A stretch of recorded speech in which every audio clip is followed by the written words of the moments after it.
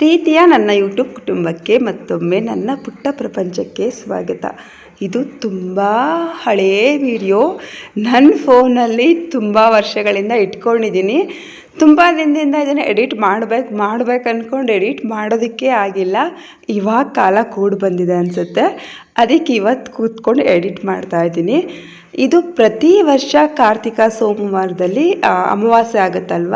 ಕಾರ್ತಿಕ ಮಾಸ ಬರೋದಕ್ಕೂ ಮುಂಚೆ ಅಮಾವಾಸ್ಯೆ ಬರುತ್ತಲ್ಲ, ದೀಪಾವಳಿ ಅಮಾವಾಸ್ಯೆ. ಆ ಅಮಾವಾಸ್ಯೆಯ 5 ದಿನಕ್ಕೆ ನಮ್ಮೂರ ಹತ್ರ ಅರವಟ್ಟಿಗೆ ಕೊಪ್ಪಲು ಅಂತ ಇದೆ. ನಾವು ಅರಟೆ ಕೊಪ್ಪಲು ಜಾತ್ರೆ ಅಂತ ಹೇಳ್ತೀವಿ. ಅಲ್ಲಿ ಮಹದೇಶ್ವರ ದೇವರ ದೇವಾಲಯ ಇದೆ. ಪ್ರತಿ ವರ್ಷ ತುಂಬ ಜೋರಾಗಿ ತುಂಬ ಗ್ರ್ಯಾಂಡಾಗಿ ಜಾತ್ರೆ ನಡೆಯುತ್ತೆ. 10 ದಿನಗಳವರೆಗೂ ನಡೆಯುತ್ತೆ. ಅಂದರೆ ಅಮಾವಾಸ್ಯೆ ದಿನ ಶುರುವಾದರೆ, ಅಮಾವಾಸ್ಯೆ ನಾಳೆ ಅಂತ ಆಲರ್ಬಿ ಅಂತ ಮಾಡ್ತಾರೆ. ಸೊ ಅವತ್ತು ಜಾತ್ರೆ ಶುರುವಾದರೆ 1-2 ಕಾರ್ತಿಕೆ 3 ಕಾರ್ತಿಕೆ ಮುಗಿಯೋವರೆಗೂ, ಅಂದರೆ ಕಾರ್ತಿಕ ಸೋಮವಾರಗಳು ಮುಗಿಯೋವರೆಗೂ ಜಾತ್ರೆ ಇರುತ್ತೆ. ತುಂಬ ಚೆನ್ನಾಗಿರುತ್ತೆ. ಅಂದರೆ ನಾವು ವರ್ಷಕ್ಕೊಂದ್ಸಲ ಅಲ್ಲಿಗೆ ಹೋಗೋದು. ಅದರಿಂದ ಎತ್ತಿನ ಗಾಡೀಲಿ ಹೋಗೋದು ಅಂದರೆ ನಮಗಂತೂ ತುಂಬ ಖುಷಿ. ನಿಮಗೆಲ್ಲ ಗೊತ್ತಿರೋ ಹಾಗೆ ನಮ್ಮ ಹತ್ರ ಎತ್ತಿನ ಗಾಡಿ ಇಲ್ಲ ಅಲ್ವಾ. ಸೊ ನಿಮ್ಮ ಮನೆಯಲ್ಲಿ ಇತ್ತು ಆವಾಗ. ಈಗ ಅವ್ರ ರಿಲೇಟಿವ್ದು ಇವ್ರದ್ದು ಕಟ್ಸ್ಕೊಂಡು ಬರ್ತಾರೆ. ಕೇಶವಣ್ಣ ಹಸುಗಳು ಇವ್ರದ್ದೇ ಇದೆ, ದನಗಳು ಇತ್ತು. ಇವಾಗಿಲ್ಲ ಅನ್ಸುತ್ತೆ, ಈಗ ಬರೀ ಹಸುಗಳಿದೆ, ದನಗಳಿಲ್ಲ. ಈಗಲೂ ಸಹ ಲಾಸ್ಟ್ ಇಯರು ಕಟ್ಕೊಂಡು ಹೋಗಿದ್ದರು. ಅವ್ರ ಜೊತೆ ನಾನು ಬರಲ್ಲ ಅಂತ ಹೇಳಿದೆ. ಅಂದರೆ ಅಪ್ಪ ತೀರ್ಕೊಂಡು ಆಗ್ತಾನೆ 3 ತಿಂಗಳಾಗಿತ್ತು. ನಾನು ಜಾತ್ರೆಗೆಲ್ಲ ಬರಲ್ಲ ಅಂತ ಹೇಳಿದೆ.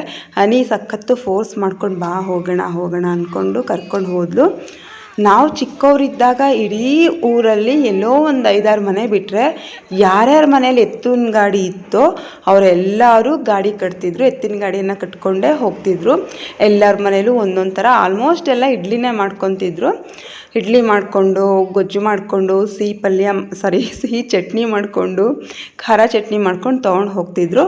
ಕೆಲವರು ಬಾತು ಮತ್ತು ಚಿತ್ರಾನ್ನ, ಮೊಸರನ್ನ ಹೀಗೆ ಮಾಡ್ಕೊಳ್ಳೋರು. ಇತ್ತೀಚೆಗೆ ಗಾಡಿಗಳ ಸಂಖ್ಯೆ ಕಡಿಮೆ ಆಗಿಬಿಟ್ಟಿದೆ. ನಾವು ಅಲ್ಲಿಗೆ ಹೋದ ತಕ್ಷಣ ಪಂಜಿನ ಸೇವೆ ಅಂತ ಮಾಡ್ತೀವಿ. ಮಹದೇಶ್ವರ ಬೆಟ್ಟದಲ್ಲೂ ಮಾಡ್ತೀವಲ್ವ. ಸೊ ಅದೇ ಥರ ಸೇಮ್ ಪಂಜಿನ ಸೇವೆ ಅಂತ ಮಾಡ್ತೀವಿ. ನಾವೆಲ್ಲ ತೊಗೊಂಡು ಯಾರು ಹತ್ತಿಸ್ಕೊಂಡು ಹೋಗ್ತಿರ್ತಾರೋ, ಅಂದರೆ ಮೊದಲು ಯಾರ್ದು ಹತ್ತಿರುತ್ತೋ ಅವ್ರ ಹತ್ರ ನಾವು ಕೂಡ ಹಚ್ಚಿಸ್ಕೊಂಡು ಹೋಗ್ತೀವಿ. ಹೋಗೋರು 3 ಸುತ್ತು ಸುತ್ತುತ್ತಾರೆ, ಅಥವಾ ನಾವಂತೂ 1 ಸುತ್ತೆ ಸುತ್ತೋದು. ಇಲ್ಲಿ ಧೂಪ ಹಾಕ್ತಾರೆ. ತುಂಬ ಬಿಸಿಲಿದೆ. ನಾನು ಬಲ್ಲ ಕೈಯಲ್ಲೇ ಹಾಕಿದ್ದು, ಆದರೆ ನಾನು ಫ್ರಂಟ್ ಕ್ಯಾಮ್ರಾ ಹಿಡ್ಕೊಂಡಿರೋದ್ರಿಂದ ಅದು ಎಡದ ಕೈ ಥರ ಕಾಣಿಸ್ತಿದೆ. ಇಲ್ಲಿ ನೋಡಿ, ಮಹದೇಶ್ವರ ದೇವರು ದೇವಾಲಯದೊಳಗಡೆ ಇದೆ. ಹೊರಗಡೆ ಕೂಡ ಮಹದೇಶ್ವರ ದೇವ್ರದ್ದು ವಿಗ್ರಹ ಇಟ್ಟಿದ್ದಾರೆ. ಮತ್ತು ಬಸವಪ್ಪಂದು ವಾಹನ ಇಟ್ಟಿದ್ದಾರೆ. ಹುಲಿ ವಾಹನ ಮೆರವಣಿಗೆ ಆಗ್ತಿದೆ ಹೊರಗಡೆ. ತುಂಬ ಊರಿನವರು ಅಂತ ಹೇಳಿದ್ರೆ ಇಲ್ಲಿ ಅಕ್ಕಪಕ್ಕದ ಹಳ್ಳಿಯವರೆಲ್ಲ ಬರ್ತಾರೆ. ಕೆಲವರು ಜಾತ್ರೆ ದಿನ ಅಂತ ಹೇಳಿದ್ರೆ, ನಾವು ಹೇಳೋದ್ನಲ್ಲ ತೇರಿನ ದಿನ ನಾವು ಹೋಗಿರೋದು. ಕೆಲವರು ಅಮಾವಾಸ್ಯೆ ದಿನವೇ ಮಾಡಿರ್ತಾರೆ. ತುಂಬ ಜನ ನಾವು ಹೋಗ್ತೀವಲ್ವ, ಇವತ್ತು ತೇರಿನ ದಿನ, ಅಂದರೆ ಅಮಾವಾಸ್ಯೆ ಆದ 5 ದಿನ, ದೀಪಾವಳಿ ಹಬ್ಬ ಆದ 5 ದಿನಕ್ಕೆ. ಸೊ ಇವತ್ತು ಎಲ್ಲ ಕಡೆ ವಾಹನ ಅಂದರೆ ಹುಲಿ ವಾಹನವನ್ನು ಮೆರೆಸ್ತಾರೆ. ಅವ್ರವ್ರ ಊರಿನವರು ಬಂದು ಮುಖಂಡರೆಲ್ಲ ಕಡಲೆಪುರಿ ಎಲ್ಲ ಇದು ಮಾಡಿಕೊಂಡು, ಎಲ್ಲರ ಹತ್ರ ದುಡ್ಡು ಅಂತ ಕಲೆಕ್ಟ್ ಮಾಡ್ಕೊಂಡು ಊರಿನವ್ರ ಹತ್ರ ವಾಹನವನ್ನು ಮೆರೆಸ್ತಾರೆ. ದೇವಸ್ಥಾನ ಸುತ್ತ 1 ಸುತ್ತು. ಹೊರಗಡೆನೇ ಕಾಯಿ ಎಲ್ಲ ಕೆಚ್ಕೊಡ್ತಾ ಇದ್ದಾರೆ. ಯಾಕಂದರೆ ದೇವಸ್ಥಾನದೊಳಗಡೆ ಕೆಚ್ಚೋ ಹಾಗಿಲ್ಲ ಅಲ್ವಾ. ಸೊ ಅದಕ್ಕೆ ದೇವಾಲಯ ಏನು ತುಂಬ ದೊಡ್ಡದಾಗಿಲ್ಲ, ಚಿಕ್ಕದಾಗೇ ಇರೋದು. ಅದರಿಂದ ಅಂದರೆ ಇವತ್ತು ತುಂಬ ರಶ್ ಇದೆ. ಬೇರೆ ದಿನ ಬಂದರೆ ಇಷ್ಟೊಂದು ರಶ್ ಇರಲ್ಲ. ನೋಡಿ, ದೇವರನ್ನು ನೋಡೋದು ನಮಗೆ ತುಂಬ ಕಷ್ಟ. ಅಂಥದ್ರಲ್ಲೂ ನಾನು ಹಾಗೆ ವಿಡಿಯೋ ಮಾಡ್ಕೊಂಡಿದ್ದೀನಿ. ಮುಂದೆ ಹೋಗಿ ಅಂತ ಹೇಳ್ತಿರ್ತಾರೆ. ನಿಮಗೆಲ್ಲ ಮಹದೇಶ್ವರ ದೇವರನ್ನು ತೋರಿಸ್ಬೇಕು ಅಂತ ಅಂದ್ಕೊಂಡು ನಾನು ಹಾಗೆ ಸ್ವಲ್ಪ ವಿಡಿಯೋ ಮಾಡಿಕೊಂಡೆ. ನಿಮ್ಮ ಕಡೆ ಇದೇ ಥರ ಯಾವ ಜಾತ್ರೆ ನಡೆಯುತ್ತೆ ಅನ್ನೋದನ್ನು ಕಮೆಂಟ್ ಮಾಡಿ ತಿಳಿಸಿ. ನೀವು ಕೂಡ ಜಾತ್ರೆಗೆ ಹೋಗ್ತೀರಾ ಏನು ಅನ್ನೋದನ್ನು ಕಮೆಂಟ್ ಮಾಡಿ ತಿಳಿಸಿ. ನಾವು ಬೆಳಗ್ಗೆ ಹೋದ ತಕ್ಷಣ, ಬೆಳಗ್ಗೆ ಅಂದರೆ ಹೊತ್ತಿನಂತಲೇ ಹೋಗಿದ್ದೀವಿ. ಗಾಡಿಯಲ್ಲಿ ಹೋಗುವಷ್ಟರಲ್ಲಿ 12 ಗಂಟೆ ಆಗಿಬಿಟ್ಟಿರುತ್ತೆ. ಹೋದ ತಕ್ಷಣ ಗಾಡಿಯನ್ನು ಒಂದು ಕಡೆ ನಿಲ್ಲಿಸಿ, ಅವರು ಗಾಡಿ ಹೊಡ್ಕೊಂಡು ಬಂದಿರೋರು ಗಂಡಸರೆಲ್ಲ ಹಸುವನ್ನು ಕರ್ಕೊಂಡೋಗಿ ತೊಳ್ಕೊಂಡು ಹಸುಗೆ ಅಲಂಕಾರ ಮಾಡ್ಕೊಂಡು ಪೂಜೆ ಮಾಡಿಸೋದಕ್ಕೆ ಅಂತ ಬರ್ತಾರೆ. ದೇವಸ್ಥಾನ ಸುತ್ತ ಅಲಂಕಾರ ಮಾಡ್ಕೊಂಡು ದೇವಸ್ಥಾನ ಸುತ್ತ ಹಸುಗಳನ್ನ ಒಂದು ಸುತ್ತಿಸ್ಕೊಂಡು ಬರ್ತಾರೆ. ನಾವೆಲ್ಲ ಪೂಜೆ ಸಾಮಾನು ತೊಗೊಂಡು ದೇವರಿಗೆ ಪೂಜೆ ಮಾಡಿಸೋದಕ್ಕೆ ಅಂತ ಹೋಗ್ತೀವಿ. ಅವಾಗೆಲ್ಲ ತುಂಬ ಕಮ್ಮಿ ಬಸ್ ಇತ್ತು. ಇವಾಗಂತೂ ಗೌರ್ನಮೆಂಟ್ ಬಸ್ಸು, ಪ್ರೈವೇಟ್ ಬಸ್ ಅಂತ ಅಷ್ಟೊಂದು ಬಸ್ ಆಗಿವೆ. ಸೊ ಇತ್ತೀಚೆಗೆ ಬಸ್ನಲ್ಲೇ ಹೋಗ್ತೀವಿ. ಲಾಸ್ಟ್ ಇಯರ್ ನಾವು ಎತ್ತಿನ ಗಾಡೀಲಿ ಹೋಗಿ ತುಂಬ ಖುಷಿ ಆಯಿತು. ಇದು ದೇವಸ್ಥಾನದ ಎದುರುಗಡೆ ಪಕ್ಕದಲ್ಲಿ ಗಣಪತಿ ದೇವಸ್ಥಾನ ಇದೆ. ಹೊಸದಾಗಿ ಮದುವೆ ಆದವರು ಪ್ರತಿಯೊಬ್ಬರೂ ಸಹ ಈ ದೇವಸ್ಥಾನಕ್ಕೆ ಬಂದು ತೇರಿಗೆ ಹಣ್ಣು ಜವನವನ್ನು ಎಸಿತಾರೆ. ಹುಡುಗಿರಿಗಂತೂ ಫುಲ್ಲು ಖುಷಿ. ನಾವೆಲ್ಲ ಫಿಲ್ಮ್ಸಲ್ಲಿ ನೋಡ್ತಿರ್ತೀವಲ್ಲ, ಜಾತ್ರೆ ಬಂದರೆ ಸಾಕು ಅವ್ರ ಪಾಡಿಗೆ ಅವ್ರು ಬರ್ತಿರ್ತಾರೆ, ಹುಡುಗನ ಪಾಡಿಗೆ ಹುಡುಗ ಬರ್ತಿರ್ತಾರೆ. ಸೊ ಸುಮ್ಮನೆ ಅಲ್ಲೇ ಹಾಗೆ ಭೇಟಿಯಾಗೋದು ಅದೆಲ್ಲ ನಡೀತಿರುತ್ತೆ. ನನಗೆ ಜಾತ್ರೆ ಅಂದ ತಕ್ಷಣ ಜನುಮದ ಜೋಡಿ ಫಿಲ್ಮ್ ನೆನಪಾಗುತ್ತೆ. ಅದರೊಂದು ಹಾಡಿದೆಯಲ್ಲ, ಅದು ಇವನಾರ ಮಗನೋ ಹಿಂಗವನಲ್ಲ ಅಂತ. ಸೊ ನನಗೆ ಜಾತ್ರೆ ಅಂದ ತಕ್ಷಣ ಏನೋ ಗೊತ್ತಿಲ್ಲ, ಆ ಫಿಲ್ಮು ಆ ಸಾಂಗ್ ನಂಗೆ ನೆನಪಾಗುತ್ತೆ.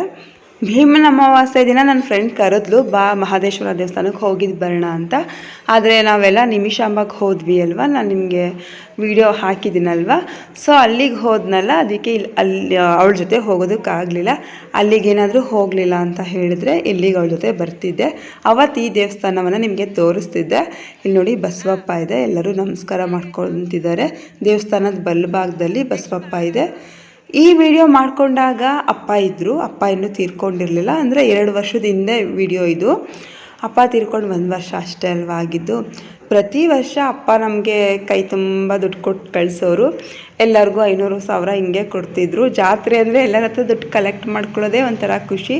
ನಾವು ಚಿಕ್ಕವರಿದ್ದಾಗ ಎಲ್ಲರೂ ನಮ್ಮ ರಿಲೇಟಿವ್ಸ್ ಎಲ್ಲ ನಮಗೆ 10 ರೂಪಾಯಿ 20 ರೂಪಾಯಿ ಎಲ್ಲ ಕೊಡ್ತಿದ್ರೆ ಅದನ್ನೆಲ್ಲ ಕಲೆಕ್ಟ್ ಮಾಡಿಕೊಂಡು ನಾವೇ ಇಟ್ಕೊಂಡು ಹೋಗೋದು ಒಂಥರ ಖುಷಿ. ಆದರೂ ಒಂದು ಜಾತ್ರೆನೋ ಒಂದು ಹಬ್ಬನೋ ಏನೇ ಬಂದರೂ ಅಪ್ಪ ಇದ್ದಿದ್ದ ಹಬ್ಬಗಳೇ ಬೇರೆ, ಅಪ್ಪ ಇದ್ದಿದ್ದ ಜಾತ್ರೆಗಳೇ ಬೇರೆ. ಒಂದು ಸಲ ಹಾಗೂ ಇದಿತ್ತು, ಸ್ಕೂಲ್ನಲ್ಲಿ ಅದು ಫ್ಯಾನ್ಸಿ ಡ್ರೆಸ್ ಇತ್ತು, ಚಿಲ್ಡ್ರನ್ಸ್ ಡೇ ಕೂಡ ಅವತ್ತೇ ಬಂದಿತ್ತು. ಸೊ ಮಕ್ಕಳಿಗೆ ನಾನು ಫ್ಯಾನ್ಸಿ ಡ್ರೆಸ್ ಮಾಡಿಸ್ತಿದ್ದೆ. ನಾನು ನಿಮ್ಗೆ ಹೇಳಿದೆಲ್ಲೋ ಅಪ್ಪನ ಹತ್ರ ಕಾರಿತ್ತು ಅಂತ. ಅಪ್ಪ ಡ್ರೈವರ್ ಕೂಡ ಇಟ್ಕೊಂಡಿದ್ರು. ಆವಾಗ ನಮಗೆ ಎಲ್ಲರೂ ಜಾತ್ರೆಗೆ ಗಾಡಿನಲ್ಲಿ ಹೋಗಿಬಿಟ್ರು. ನಾವೆಲ್ಲ ಮೊದಲು ಚಿಲ್ಡ್ರನ್ಸ್ ಡೇಗೆ ಹೋಗಿ ಮಕ್ಕಳಿಗೆ ಫ್ಯಾನ್ಸಿ ಡ್ರೆಸ್ ಎಲ್ಲ ಮುಗಿಸಿ ಅಲ್ಲಿಂದ ನಾವು ಜಾತ್ರೆಗೆ ಹೋಗಿದ್ವಿ. ಗಂಡು ಮಕ್ಳಿಗಂತೂ ಜಾತ್ರೆ, ಹಸು, ಎತ್ತು ಅಂದರೆ ಎತ್ತಿನ ಗಾಡಿ ಅಂದರೆ ತುಂಬ ಖುಷಿ ಅಲ್ವಾ. ಸೊ ಎಲ್ಲರೂ ಚೆನ್ನಾಗಿ ಕುಣಿತಾರೆ ಈ ಹಬ್ಬದಲ್ಲಿ, ಅಂದರೆ ಈ ಜಾತ್ರೆಯಲ್ಲಿ. ನಾನು ನಿಮಗೆ ಮೊದಲೇ ಹೇಳಿದೆ ಅಲ್ವಾ, ಅವ್ರವ್ರ ಹಸು ಯಾವುದಾದ್ರು ತಂದಿರ್ತಾರೋ ಎತ್ತುಗಳು, ಅದಕ್ಕೆಲ್ಲ ಅಲಂಕಾರ ಮಾಡಿ ದೇವಸ್ಥಾನದ ಸುತ್ತ ಒಂದು ಸುತ್ತಿಸ್ತಾರೆ. ಆವಾಗ ಯಾರಿಗೂ ವಿಡಿಯೋ ಮಾಡಿಕೊಡಿ ಅಂತ ಹೇಳ್ತಿರ್ಲಿಲ್ಲ ನಾನೇ ಹಾಗೆ ಸೆಲ್ಫಿ ವಿಡಿಯೋ ಮಾಡ್ಕೋತಾ ಇದ್ದೀನಿ. ಒಂದು ಸ್ಮೈಲ್ ಇಲ್ಲ ಮುಖದಲ್ಲಿ. ನಿಮಗೆಲ್ಲ ಈ ವಿಡಿಯೋ ಇಷ್ಟ ಆಯಿತು ಅಂದರೆ ಒಂದು ಲೈಕ್ ಮಾಡಿ. ಫಸ್ಟ್ ಟೈಮ್ ನನ್ನ ಚಾನಲ್ನ ನೋಡ್ತಿರೋರು ಸಬ್ಸ್ಕ್ರೈಬ್ ಮಾಡೋದನ್ನು ಮರಿಬೇಡಿ.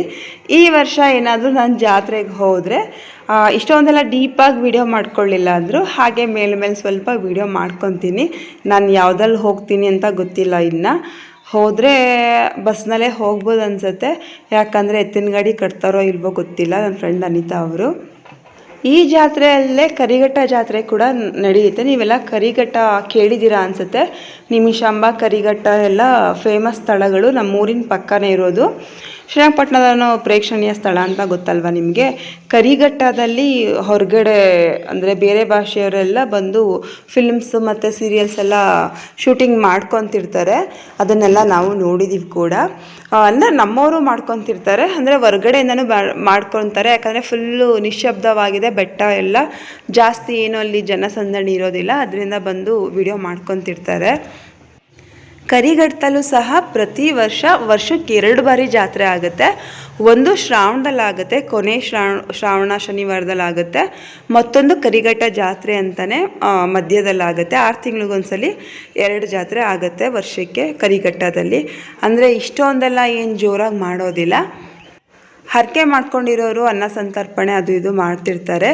ಮತ್ತು ಚಾಕ್ಲೇಟು, ಹಣ್ಣು, ಬುಕ್ಸು ಎಲ್ಲ ದಾನ ಮಾಡ್ತಿರ್ತಾರೆ. ಅಲ್ಲೂ ಕರಿಘಟ್ಟ ಜಾತ್ರೆನಲ್ಲೂ ಕೂಡ ಮೊದಲೆಲ್ಲ ಸಖತ್ ಸಿಂಪಲಾಗಿ ಮಾಡೋರು. ಇತ್ತೀಚೆಗೆ ಅಲ್ಲೂ ಸಹ ತುಂಬ ಗ್ರ್ಯಾಂಡಾಗಿ ಮಾಡೋಕ್ಕೆ ಶುರು ಮಾಡ್ಕೊಂಡಿದ್ದಾರೆ.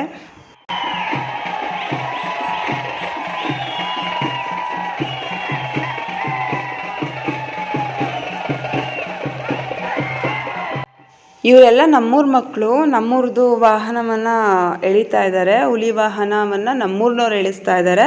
ಆದ್ದರಿಂದ ಇವರು ಗೋಪುರ ಮಾಡ್ಕೊಂಡಿದ್ದಾರೆ. ಯುವಕರ ಗೋಪುರ ಮಾಡಿಕೊಂಡು ಖುಷಿ ಪಡ್ತಾ ಇದ್ದಾರೆ.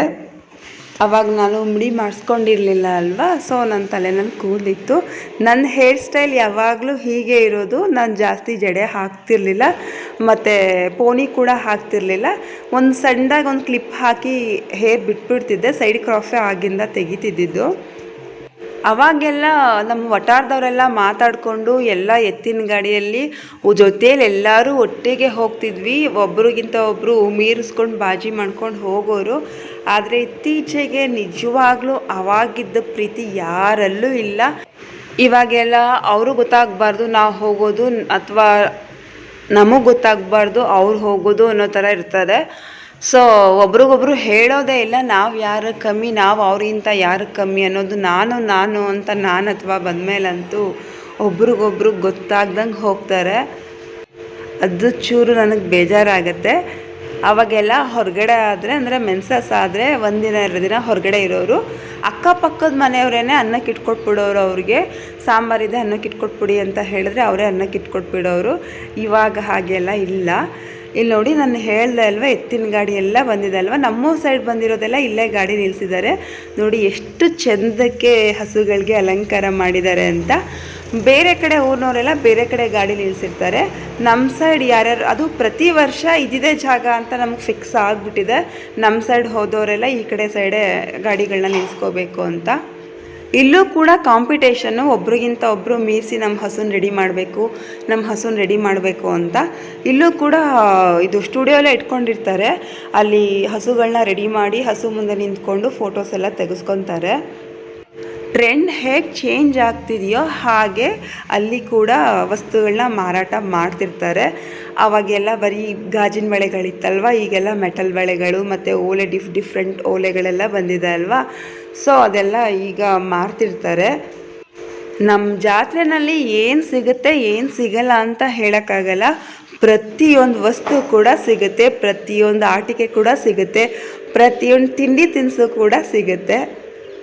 ಸೇಮ್ ಮೈಸೂರಿನಲ್ಲಿ ಎಕ್ಸಿಬಿಷನ್ ಇರುತ್ತಲ್ವ, ವಸ್ತು ಪ್ರದರ್ಶನ, ಅಲ್ಲಿಗೆ ಹೋಗಿ ನಾವು ಏನೇನು ತಗೋತೀವೋ ಅದೆಲ್ಲ ಇಲ್ಲೇ ಇಟ್ಬಿಟ್ಟಿರ್ತಾರೆ. ನೋಡಿ, ಪರ್ಸ್ಗಳು ಕೂಡ ಇಟ್ಟಿದ್ದಾರೆ. ನಾವು ಚಿಕ್ಕವ್ರು ಆಗಿದ್ದಾಗ ಹೇಗೆ ದುಡ್ಡನ್ನ ಕಲೆಕ್ಟ್ ಮಾಡ್ಕೊಂಡು ಇಟ್ಕೊತಿದ್ವೋ, ಇವಾಗ ನಮ್ಮ ಮಕ್ಕಳು ಕೂಡ ಎಲ್ಲರ ಹತ್ರ ದುಡ್ಡು ಇಸ್ಕೊಂಡು, ಅಂದರೆ ಅವ್ರ ಅವ್ವ ಕೊಡ್ತಾರೆ. ನಮ್ಮ ಪುಟ್ಟಪ್ಪ ಇದ್ದಾಗ ನಮ್ಮ ಅಪ್ಪ ಕೊಡ್ತಿದ್ರು. ಈಗ ಅವ್ರ ಅಪ್ಪನ ಹತ್ರ, ಅವ್ರ ಮಮ್ಮಿ ಹತ್ರ, ಅವ್ರ ಹತ್ರ ಈಸ್ಕೊಂಡು ಪರ್ಸ್ಗೆ ಇಟ್ಕೊಂಡು ಬರ್ತಾರೆ. ಅವ್ರಿಗೆ ಏನು ಬೇಕು ಹಾಗೆ ಖರ್ಚು ಮಾಡ್ತಾರೆ. ನೋಡಿ, ಓಲೆಗಳೆಲ್ಲ ನೋಡಿ, ನೀವು ಯಾವ ಮಾಲ್ಗಳಲ್ಲೂ ಸಿಗಲ್ಲ ಅಂಥ ಒಳ್ಳೆ ಓಲೆಗಳು ಕಡಿಮೆ ಬೆಲೆಗೆ ಸಿಗುತ್ತೆ. ಇಲ್ಲೆಲ್ಲ ತುಂಬ ರೇಟ್ ಇರಲ್ಲ. ನೀವು ಮಾಲ್ಗಳಲ್ಲಿಗೆಲ್ಲ ಹೋದರೆ ಜಾಸ್ತಿ ರೇಟ್ ಇರುತ್ತೆ. ನಾನು ನಿಮ್ಗೆ ಹೇಳಿದೆ ಅಲ್ವಾ, ಮನೆಯಿಂದ ತಿಂಡಿ ಮಾಡ್ಕೊಂಡು ಹೋಗ್ತೀವಿ ಎಲ್ಲರೂ ಅಂತ. ಇಲ್ಲಿ ನೋಡಿ, ಇಡ್ಲಿ ಏನೋ ಮಾಡ್ಕೊಂಡು ಬಂದಿದ್ದಾಳೆ. ಚಿತ್ರಾನ್ನ ಮತ್ತು ಮೊಸರನ್ನ ಮಮ್ಮಿ ಮಾಡಿರ್ಬೇಕನ್ಸುತ್ತೆ. ನನಗೆ ಮರ್ತು ಹೋಗಿದೆ ಯಾರು ಏನೇನು ಮಾಡ್ಕೊಂಡು ಬಂದಿದ್ರು ಅಂತ. ನಿಜವಾಗ್ಲೂ ಮರೆತು ಹೋಗಿದೆ, 2 ವರ್ಷದಿಂದ ಮಾಡಿದ್ದಲ್ವ. ಸೊ ಅವ್ರ ಮನೆಯದು ಇವ್ರ ಮನೆಯದು ಅಂತೇನು ಅಂದ್ಕೊಳ್ಳಲ್ಲ. ಎಲ್ಲರೂ ಎಲ್ಲವನ್ನು ಹಾಕ್ಕೊಂಡು ಊಟ ಮಾಡ್ತೀವಿ. ನಾವು ಊಟ ಮಾಡೋದೇ ಒಂದು ಅಷ್ಟೊತ್ತು ಆಗಿಬಿಡುತ್ತೆ. ನಾವು ಮಾತ್ರ ಊಟ ಮಾಡೋದಾದರೆ ಪರವಾಗಿಲ್ಲ. ಅಲ್ಲಿ ನಮ್ಮೂರಿನವ್ರು ಯಾರು ಎತ್ತಿನ ಗಾಡಿನಲ್ಲಿ ಬಂದಿರಲ್ಲ, ಬಸ್ನಲ್ಲಿ ಬಂದಿರ್ತಾರೆ, ಅವ್ರನ್ನೂ ಕೂಡ ಕರೆದು ನಾವು ಊಟಕ್ಕೆ ಹಾಕ್ತೀವಿ.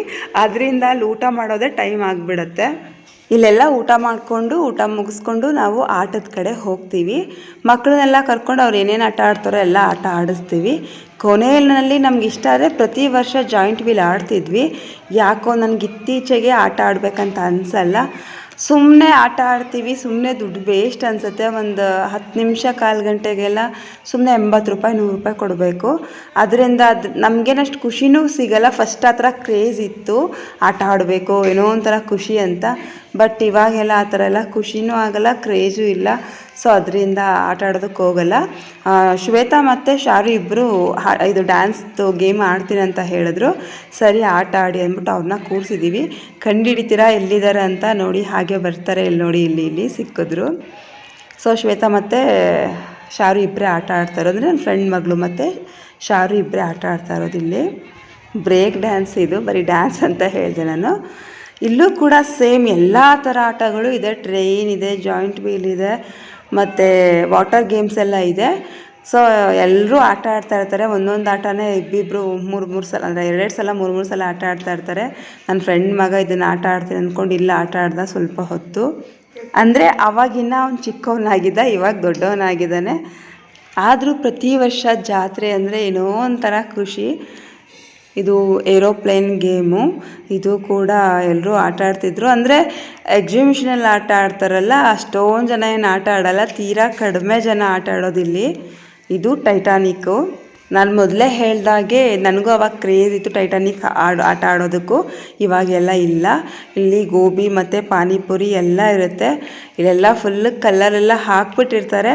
ಆದರೂ ಹೋಗಿರ್ತೀವಂತ ತಿನ್ಕೊಂಡೇ ಬರ್ತೀವಿ, ತಿಂದೇ ಬರೋದಿಲ್ಲ. ಅಂದರೆ ಪಾನಿಪುರಿ ಏನಾದರೂ ತಿನ್ಕೊಂಡು ಬರ್ತೀವಿ, ಗೋಬಿ ಎಲ್ಲ ಜಾಸ್ತಿ ತಿನ್ನೋದಕ್ಕೆ ಹೋಗಲ್ಲ. ಒಟ್ಟಿನಲ್ಲಿ ಅವ್ರ ಹೊಟ್ಟೆಪಾಡು ಪಾಪ ತುಂಬ ಜನ ತುಂಬ ತರಾವರಿ ಸಾಮಾನುಗಳನ್ನ ಮಾರೋದಕ್ಕೆ ಬರ್ತಾರೆ. ಇಷ್ಟ ಆದರೆ ತಗೋತೀವಿ, ಇಷ್ಟ ಆಗಿಲ್ಲ ಅಂದರೆ ಸುಮ್ಮನೆ ಆಗ್ತೀವಿ. ನಾನು ಮೊದಲೇ ಹೇಳ್ದೆ ಅಲ್ವಾ ವಾಟರ್ ಗೇಮ್ ಎಲ್ಲ ಇತ್ತು ಅಂತ. ನೋಡಿ ಮಕ್ಕಳೆಲ್ಲ ಪುಟಾಣಿ ಬೋಟಲ್ಲಿ ಆಟ ಆಡ್ತಾ ಇದ್ದಾರೆ. ಅಲ್ಲೇ ಪಕ್ಕದಲ್ಲಿ ದೊಡ್ಡದು ಜಾಯಿಂಟ್ ವೀಲ್ ಇದೆ. ಜಾತ್ರೆ ಅಂದ ತಕ್ಷಣ ನೆನಪಾಗೋದು ಬತಾಸು ಮತ್ತು ಬಾದುಷಾ ಮತ್ತು ಬಿಸಿ ಬಿಸಿ ಖಾರ, ಬಿಸಿ ಬಿಸಿ ಜಿಲೇಬಿ.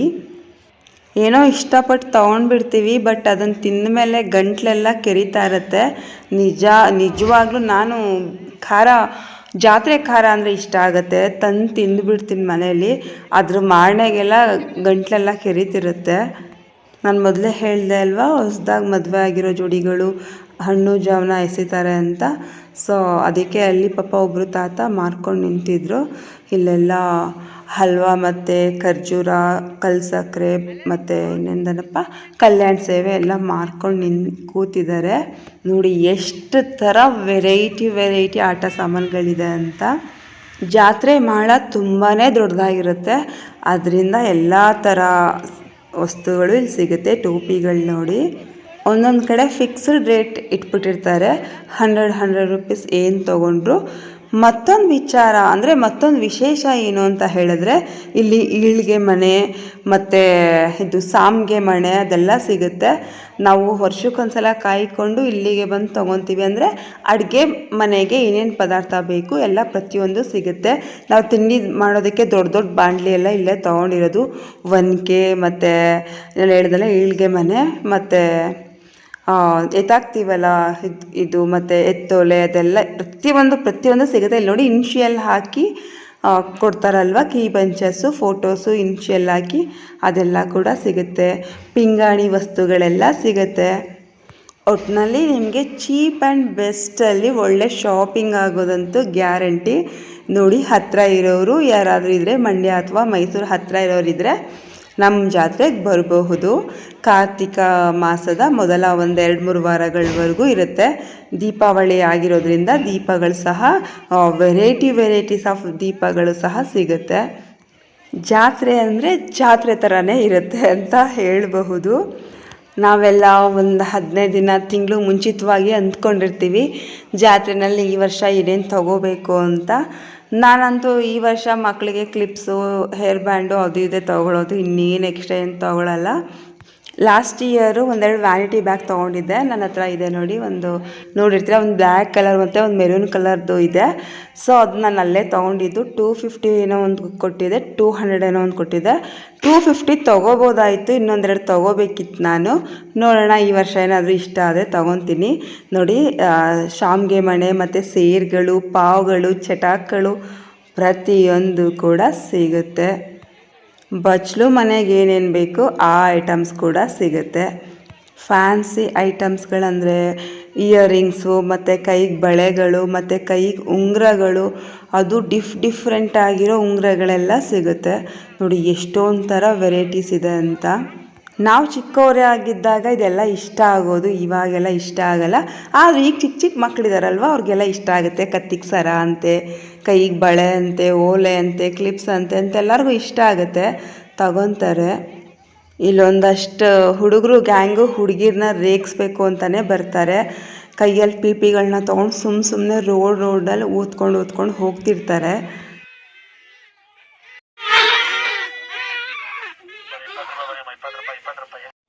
ಕೆಲವರು ಹೊಟ್ಟೆಪಾಡಿಗೆ ಮಾರಾಟ ಮಾಡೋದಕ್ಕೆ ಬಂದರೆ, ಕೆಲವರು ದೇವರನ್ನು ಬೇಡೋದಕ್ಕೆ ಬರ್ತಾರೆ, ಕೆಲವರು ಮೋಜು ಮಸ್ತಿ ಮಾಡೋದಕ್ಕೆ ಬರ್ತಾರೆ. ಒಟ್ಟಿನಲ್ಲಿ ಏನೇ ಆಗಲಿ ಜಾತ್ರೆ ಅಂದರೆ ಸಂಭ್ರಮ. ನಮಗೆಲ್ಲ ಎಲ್ಲರಿಗೂ ಸಂಭ್ರಮ, ಸಡಗರ ಒಂಥರ. ನೋಡಿ, ಟ್ಯಾಟೂ ಅಂಗಡಿ ಕೂಡ ಇದೆ. ನಮ್ಮ ಜಾತ್ರೆ ನಿಮಗೆಲ್ಲ ಇಷ್ಟ ಆಗಿದೆ ಅಂತ ಅಂದ್ಕೊಳ್ತೀನಿ. ಇಷ್ಟ ಆಗಿದೆಯಾ? ಇಷ್ಟ ಆಗಿದರೆ ಕಮೆಂಟ್ ಮಾಡಿ ತಿಳಿಸಿ. ಒಟ್ಟಿನಲ್ಲಿ ಏನು ಸಿಗುತ್ತೆ ಏನು ಸಿಗಲ್ಲ ಅನ್ನಂಗಿಲ್ಲ. ಕನ್ನಡಕದ ಅಂಗಡಿ ಬೇಕಾ, ಚಪ್ಪಲಿ ಅಂಗಡಿ ಬೇಕಾ, ಪ್ರತಿಯೊಂದು ಸಿಗುತ್ತೆ.